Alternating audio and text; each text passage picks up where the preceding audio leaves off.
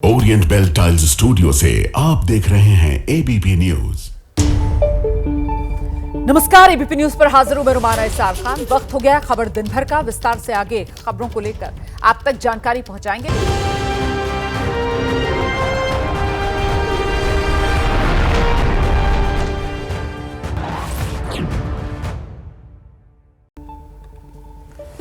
पहलगाम हमले का आज दूसरी बार प्रधानमंत्री नरेंद्र मोदी ने न सिर्फ जिक्र किया बल्कि आतंकियों को सीधा संदेश भी दे दिया कि न तो आतंकी बचेंगे और न ही उनके आका। आतंकियों का और उनके आकाओं का पूरा हिसाब भारत करेगा। भारत के एक्शन के बाद पाकिस्तान में हड़कंप है।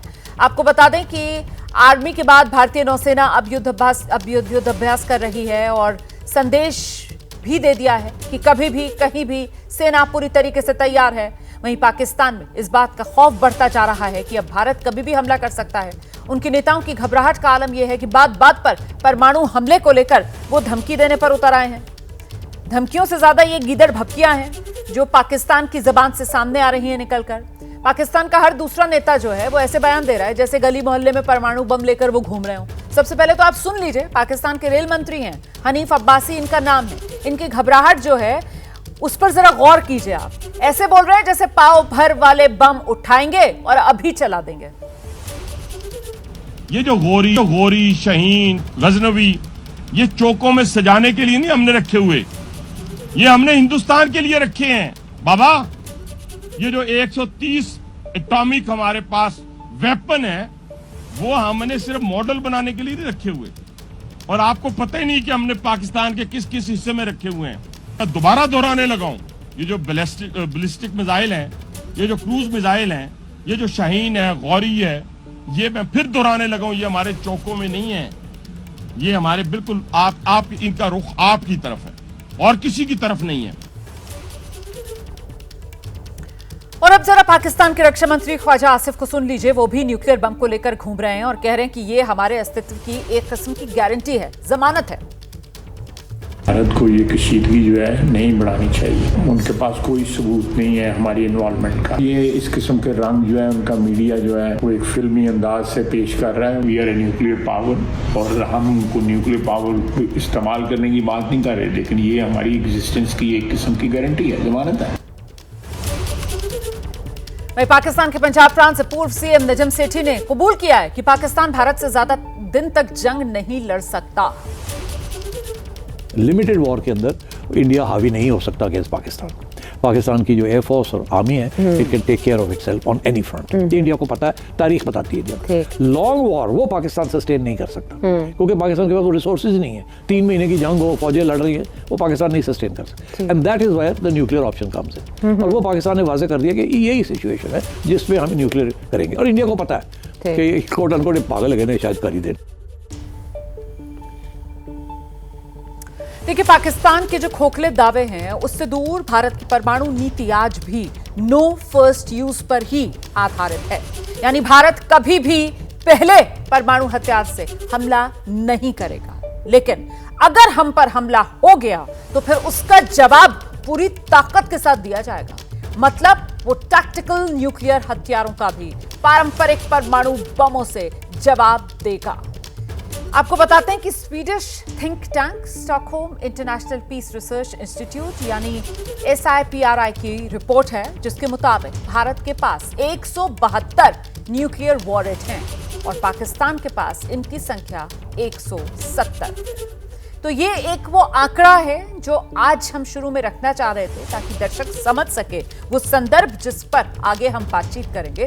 2 खास मेहमान इस वक्त हमारे साथ मौजूद हैं। स्टूडियो में मेरे साथ मौजूद हैं major general retired Ashwini Siwat sir, रक्षा विशेषज्ञ हैं, और साथ ही पाकिस्तान से पत्रकार आरजू काजमी इस वक्त हमारे साथ मौजूद हैं। मुझे लगता है पहले जरा आरजू का रुख कर लेते हैं और आरजू से ये समझते हैं। आरजू, मतलब ऐसा लग रहा है जैसे पाकिस्तान के पास न्यूक्लियर बम नहीं, वो आलू टमाटर हों।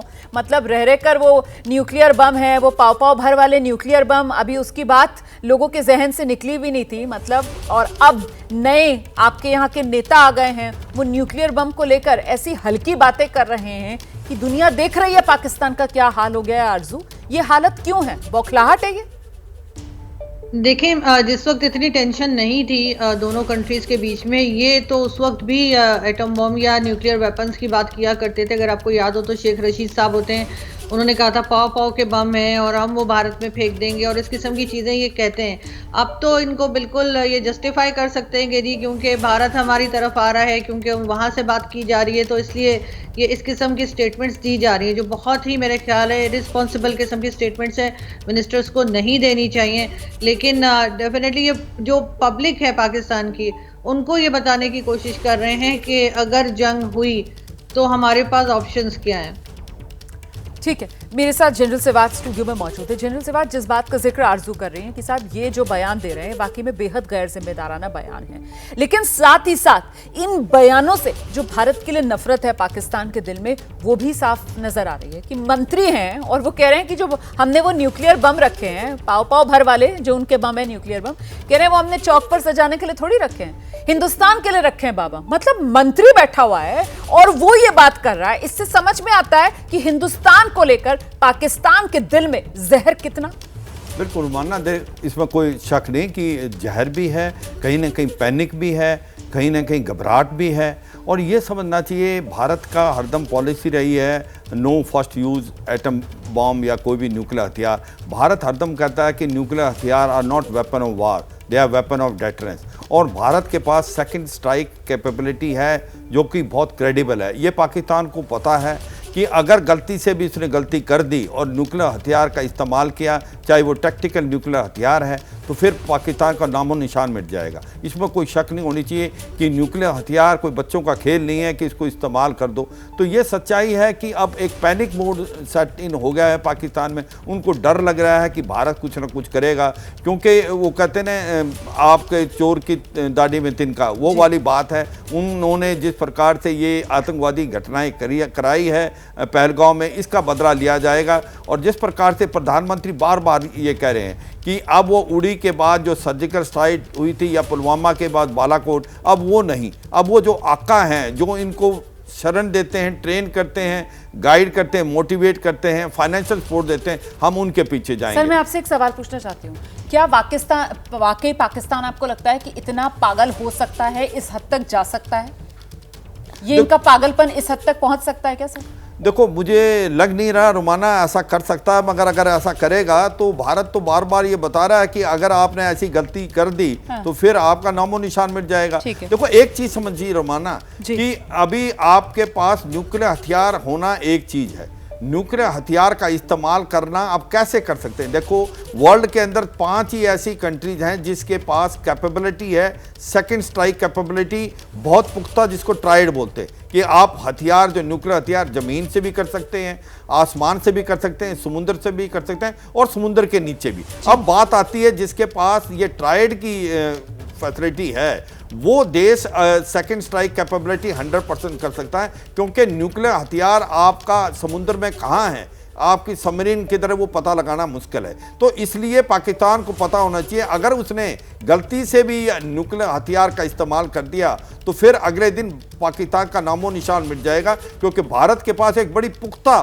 सेकंड स्ट्राइक कैपेबिलिटी है और हमारे पास ट्राइड है, हम चारों तरफ से इस पे हमले कर सकते हैं। तो मुझे लगता नहीं ऐसी गलती पाकिस्तान करेगा। ये बात आपने बिल्कुल सही कही सर, आपने बिल्कुल सही कही कि हम हिंदुस्तानी हैं और हमें पता है कि ये पाकिस्तान की गीदड़ भपकी से ज्यादा और कुछ नहीं है। ऐसे में आरजू, हम तो जानते हैं कि ये गीदड़ भपकी से ज्यादा कुछ नहीं है, लेकिन ये बार बार पाकिस्तान के एक नहीं, दो नहीं, कमोबेश जितने नेता आ रहे हैं मंचों पर, उनकी जुबान पर सिर्फ और सिर्फ वही परमाणु बम वाला पहाड़ा है जिसको वो रट रहे हैं बार बार आकर। ये कहीं ना कहीं दुनिया को दिखाने की कोशिश हो रही है, दुनिया से ढाल वो परमाणु हथियार का डर दिखाकर लेना चाह रहा है पाकिस्तान। ये खेल चल रहा है इस वक्त क्या?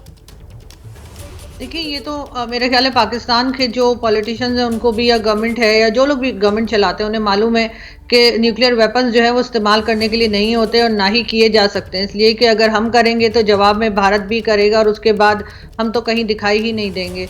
लेकिन यकीनन कोई और बात इनके पास क्योंकि नहीं है करने के लिए, तो इस वजह से ये बार बार जो है ये न्यूक्लियर वेपन्स की बात कर रहे हैं। दुनिया अगर सुनेगी तो जाहिर है कि वो इनको रोकेगी ही और इनके ऊपर और मजीद जो है प्रॉब्लम्स इनको बढ़ सकती हैं। ये बात ये शायद नहीं सोच रहे हैं, इसलिए कि अगर बार बार आप किसी कंट्री को ये कहेंगे कि हम न्यूक्लियर वेपन्स यूज़ करेंगे तो अमेरिका और दूसरी कंट्रीज जो है वो पाकिस्तान के ऊपर किसी भी किस्म की रिस्ट्रिक्शंस लगा सकता है, जैसे कि ईरान के ऊपर है और कई दूसरी कंट्रीज के ऊपर है, तो ये वो भी फेस कर सकते हैं। लेकिन इस वक्त क्योंकि एक इमोशनल होकर कह लीजिए कि एक तरह की स्टेटमेंट्स चल रही हैं जिसमें ये लोग बिल्कुल लगता है कि कुछ सोच समझ के स्टेटमेंट्स नहीं दे रहे हैं, यही वजह है। बल्कि हमारे यहाँ की तो कुछ आपको जर्नलिस्ट और मीडिया पर्सन ऐसे भी मिलेंगे जो अपनी ऐसी वीडियोस बना रहे हैं जिसमें ये बताया जा रहा है कि भारत के पास जो न्यूक्लियर वेपन्स हैं वो इस्तेमाल के काबिल नहीं है, जिस पर हम लोग हंसी सकते हैं और क्या कर सकते हैं। लेकिन इस किस्म की स्टेटमेंट्स और बातें यहाँ चल रही हैं।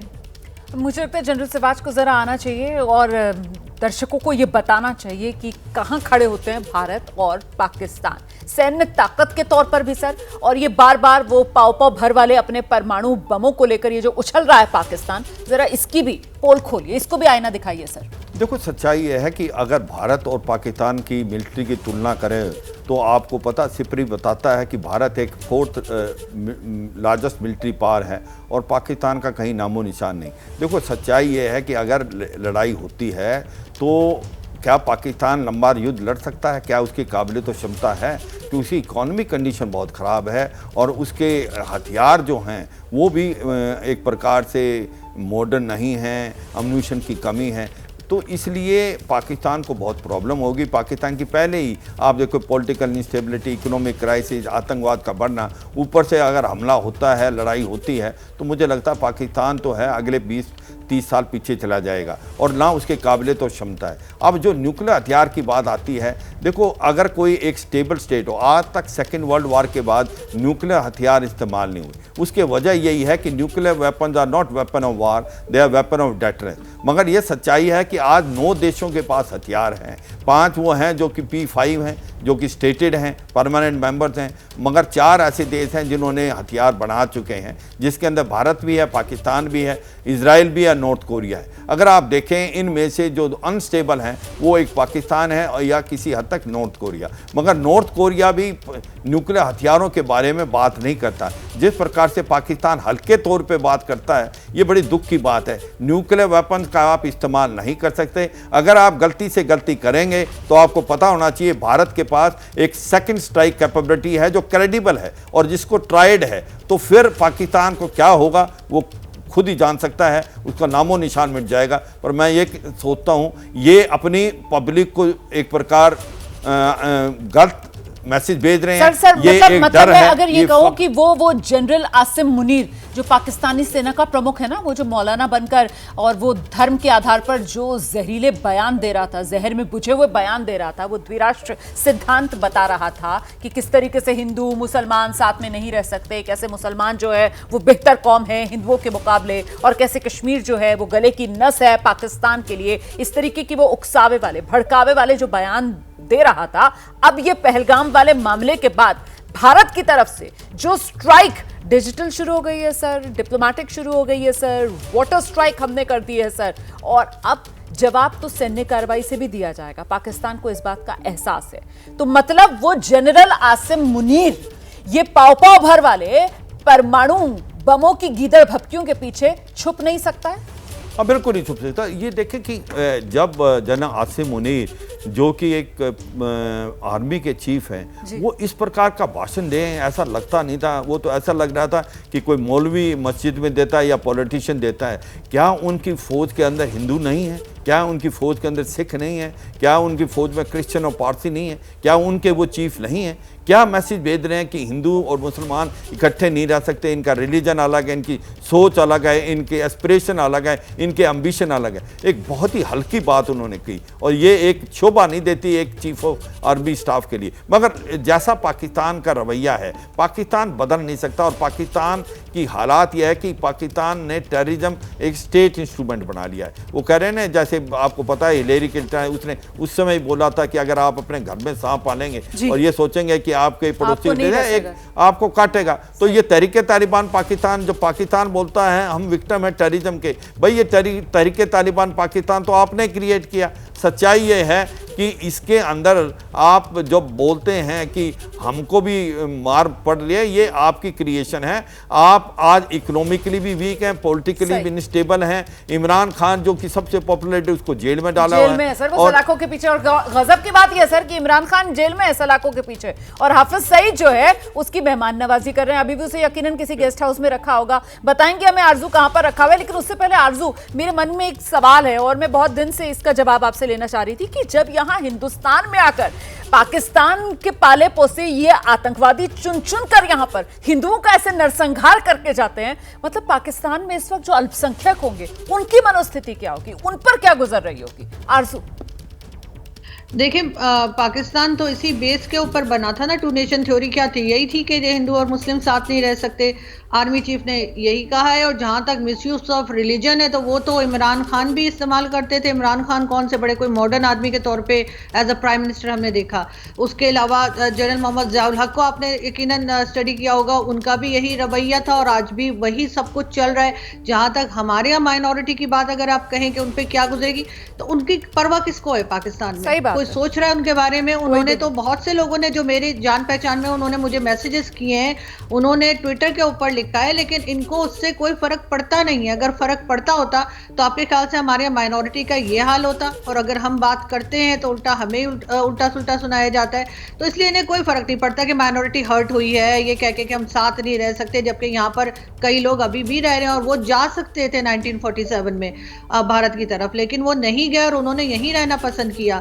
आज हम उनको और ज्यादा हर्ट करने के ऊपर आ गए हैं और वो भी उस लेवल पे कि जहां पर आपके आर्मी चीफ उठकर ये बात करें और बार बार इस बात को जस्टिफाई किया जा रहा है, मुसलसल टीवी चैनल पे जस्टिफाई किया जा रहा है कि हाँ जी वो 2 नेशन थ्योरी की बात कर रहे हैं, वो ये कह रहे हैं। तो उसको आप खुद बताइए कि क्या क्या हम कर सकते हैं। जाहिर है कि हमें यहाँ बहुत से लोग ऐसे हैं जो इस बात को बिल्कुल इस्लाम के नाम पर जहर फैलाने का काम कर रहे हैं, ये इस्लाम को बदनाम करने का काम कर रहे हैं ये, और देखिए मानवता को शर्मसार करने का काम कर रहे हैं ये। इंसानियत इन पाकिस्तान के लोगों में बाकी बची नहीं है। प्रधानमंत्री नरेंद्र मोदी ने पहलगाम हमले के बाद आतंकवादियों पर कार्रवाई का देशवासियों को पूरा भरोसा दिया है।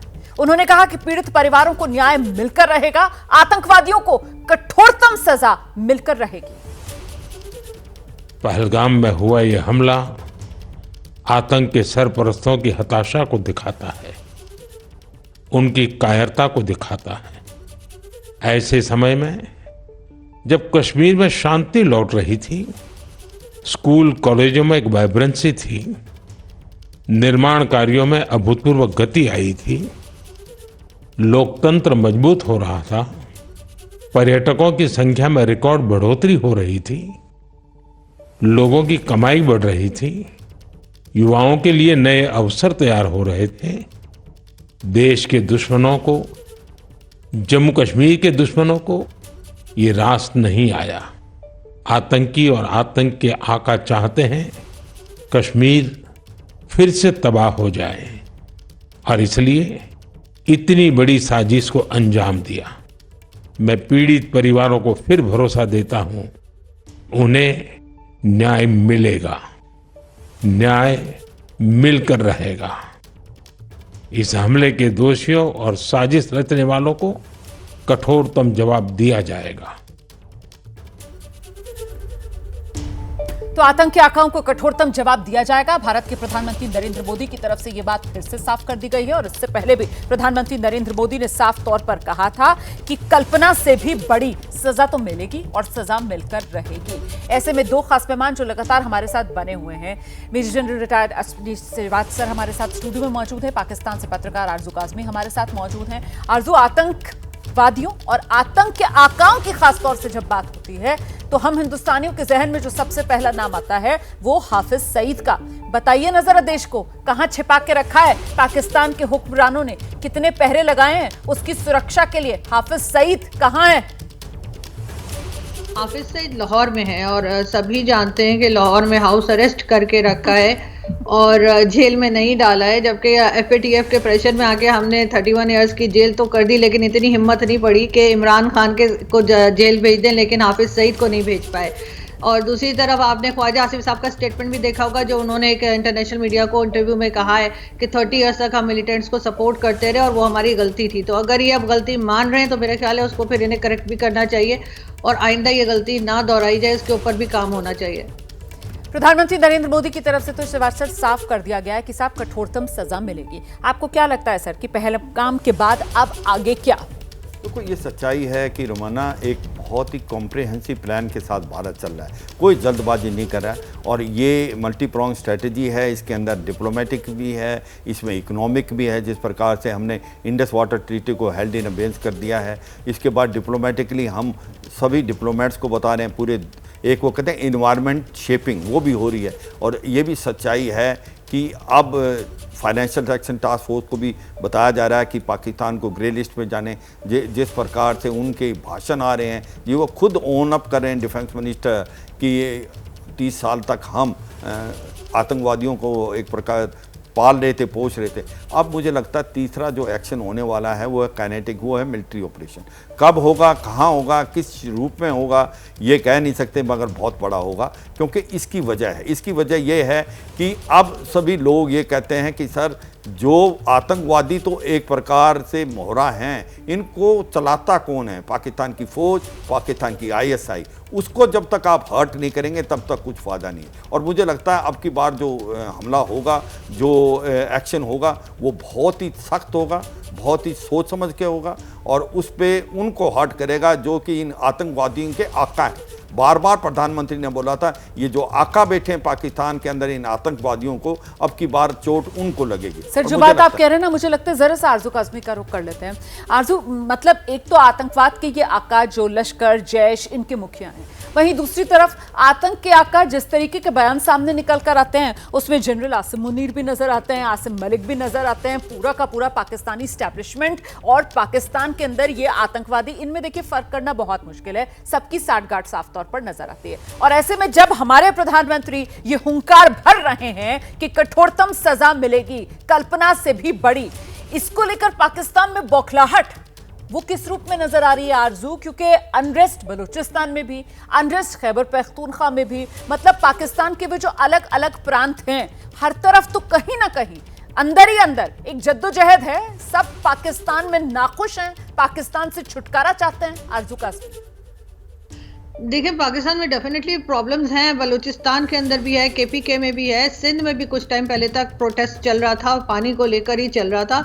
लेकिन अब आप लोगों ने जिस तरह से स्टेटमेंट्स आई और जिस तरह से भारत के साथ टेंशन शुरू हुई है, तो अब सबकी अटेंशन डाइवर्ट होकर सिर्फ भारत की तरफ हो गई। और मेरे ख्याल से बहुत से लोग पाकिस्तान में शायद यही चाहते थे कि लोग बलूचिस्तान की बात ना करें, लोग KPK की बात ना करें, और उसके बाद भारत की तरफ लोगों को कर देना ज़्यादा आसान है, इसलिए कि दूसरी तरफ तो लोग यही कहते हैं ना कि तो हमारे ही रिलीजन के, हमारी कंट्री के अंदर हो रहा है। अब ये कि भारत को तो हम हमेशा से पढ़ाते आए हैं स्टूडेंट्स को कि जी हमारा दुश्मन है, हमारे पर अटैक करता है, हमें नुकसान पहुँचाता है, तो अब अटेंशन डाइवर्ट होकर उधर चली गई है। और अगर कोई बलूचिस्तान की बात करेगा, अगर कोई कहेगा कि डॉक्टर मारंग बलोच कहाँ हैं, तो डेफिनेटली यहाँ पे बोला जाएगा कि आपको बलूचिस्तान की पड़ी है, उधर देखिए भारत क्या कर रहा है। तो कहीं ना कहीं ये टाइमिंग आपके, लेकिन पाकिस्तान में कंपैरेटिवली भारत के साथ जो ईस्टर्न बॉर्डर्स हैं, उससे ज्यादा अनरेस्ट तो अभी पिछले कुछ वक्त तक वेस्टर्न बॉर्डर्स की तरफ था ना। और ऐसे में अब जिस तरीके से पहलगाम को लेकर सजा तो पाकिस्तान को भुगतनी है, ये तो दुनिया जान रही है। तो यहां से पाकिस्तान घिरता हुआ नजर आ रहा है आरजू, क्योंकि वेस्टर्न बॉर्डर पर पहले ही दिक्कत थी और अब भारत छोड़ेगा नहीं। देखिए, बिल्कुल डेफिनेटली हर बॉर्डर पे तो पाकिस्तान नहीं लड़ पाएगा ना, हर बॉर्डर पे तो उतना स्ट्रांगली रिस्पांस नहीं दे पाएगा, क्योंकि दूसरी तरफ TTP है, TTP के जो अटैक्स हैं वो डेली होते हैं और ये रोक नहीं पा रहे हैं, दोनों तरफ नुकसान हो रहा है। ऐसे में अगर भारत वाली साइड का बॉर्डर भी एक्टिव हो जाएगा तो इनको संभालना मुश्किल हो जाएगा। जैसे आपने क्लिप भी दिखाया नजम सेठी साहब का कि कुछ टाइम के लिए तो कर लेंगे, लेकिन अगर ये ज्यादा अरसे चला तो फिर बहुत मुश्किल हो जाएगी इनको। तो मतलब वो जंग की आशंका, और उसी जंग की आशंका को लेकर जनरल सिवाच पाकिस्तान डरा हुआ, सहमा हुआ, और इसीलिए जहां से हमने इस चर्चा को शुरू किया था, वो पाव पाव भर वाले परमाणु बम, उसको लेकर इतने उछल रहे हैं पाकिस्तान के नेता। बिल्कुल, देखो ये सच्चाई है कि पाकिस्तान के नेता हैं, उनको ये समझ नहीं आती कि ये न्यूक्लियर हथियार इनका इस्तेमाल ऐसे नहीं हो सकता, मगर वो गैलरी के को कहते हैं ना, प्ले टू द गैलरी, वो कहीं ना कहीं अपने लोगों का आज तक वो मूर्ख बनाते रहे हैं। और ये सच्चाई है जो आरजू काजमी बोल रही है कि कहीं ना कहीं पाकिस्तान की जो हुक्मरान थे वो चाहते थे कहीं डाइवर्ट हो अटेंशन, क्योंकि वहाँ पर पॉलिटिकल इंस्टेबिलिटी, इकोनॉमिक क्राइसिस, आतंकवाद बढ़ रहा था, इनको प्रॉब्लम थी। और अब भारत की तरफ अगर ये डाइवर्ट हो जाते हैं तो ये सोचते हैं हम इकट्ठे हो जाएंगे, मगर इनको ये नहीं पता था कि भारत का रिस्पॉन्स अब बहुत ज़्यादा स्ट्रॉन्ग होने वाला है और इतना स्ट्रॉन्ग होगा पाकिस्तान को ये समझ नहीं आएगा करें तो करें क्या। सर, और मुझे वो तो वहाँ के पाकिस्तान के जो एक्सपर्ट्स हैं, वो नजम सेठी अभी आरजू भी जिक्र कर रही थी और हम भी दिखा रहे हैं, जर्नलिस्ट हैं और साथ ही वो केयरटेकर भी रह चुके हैं पंजाब की गवर्नमेंट के। मैं ये जानना चाह रही हूँ सर कि अगर सीधा युद्ध होता है तो मतलब उस स्थिति में तो पाकिस्तान फिर कहीं टिकने के लायक है ही नहीं ना। बिल्कुल, वो तो कितना दिन में सर हम काम तमाम कर सकते हैं पाकिस्तान? देखो, अगर रोमाना ऐसे कहना तो गलत होगा कि कितने दिन में कर सकते हैं, मगर आप अगर मिलिट्री कैपेबिलिटी देखें, भारत की मिलिट्री कैपेबिलिटी पाकिस्तान से बहुत ज़्यादा है और चंद एक सालों में पाकिस्तान बहुत पीछे रह गया है, उसकी इकॉनमी बहुत अच्छी नहीं है। क्या वो लड़ाई लड़ पाएगा, क्या उसको सस्टेन कर पाएगा, ये सब के सामने है। अगर आप पुराना देखें, इतिहास देखें, जो 4 जंग हुए हैं आज तक पाकिस्तान कोई जीत नहीं पाया। 1971 के अंदर उसके 2 टुकड़े हो गए, 99 में वो कारगिल के युद्ध में अपने जवानों की बॉडी लेने से मना कर दिया। एक कहावत है पाकिस्तान में, कहता पाकिस्तान की आर्मी आज तक कोई इलेक्शन हारी नहीं, कोई जंग जीती नहीं। तो ये सच्चाई है पाकिस्तान की असलियत। अगर ये लड़ाई होती है तो भारत के पास तो कैपेबिलिटी है, क्षमता है, इकोनॉमिकली हम सस्टेन कर सकते हैं। क्या पाकिस्तान सस्टेन कर पाएगा? जो वैसे ही कटोरा लेके घूम रहा है पैसे लेने के लिए, तो इकोनॉमिकली इतना वीक है आज की तारीख में। और मुझे लगता है ये सबसे बड़ी गलती की है जनरल आसिम मुनीर और ISI ने, पाकिस्तान को युद्ध की तरफ धकेला है। ये भारत ने नहीं, ये युद्ध की तरफ पाकिस्तान ने खुद को धकेला है। जिस प्रकार से ये आतंकवादी घटनाएं करी एक प्रकार पहलगाम में, और इतनी दर्दपूर्ण जिस प्रकार से मारा गया है। बिल्कुल, मतलब इंसानियत के गुनहगार, और ये किसी के सगे नहीं है, अपने लोगों के भी ये सबसे बड़े गुनहगार इतिहास में इसी तौर पर इनके नाम दर्ज होंगे। बहुत धन्यवाद जनरल सिवाज, बहुत शुक्रिया आरजू कासमी हमारे साथ जुड़ने के लिए।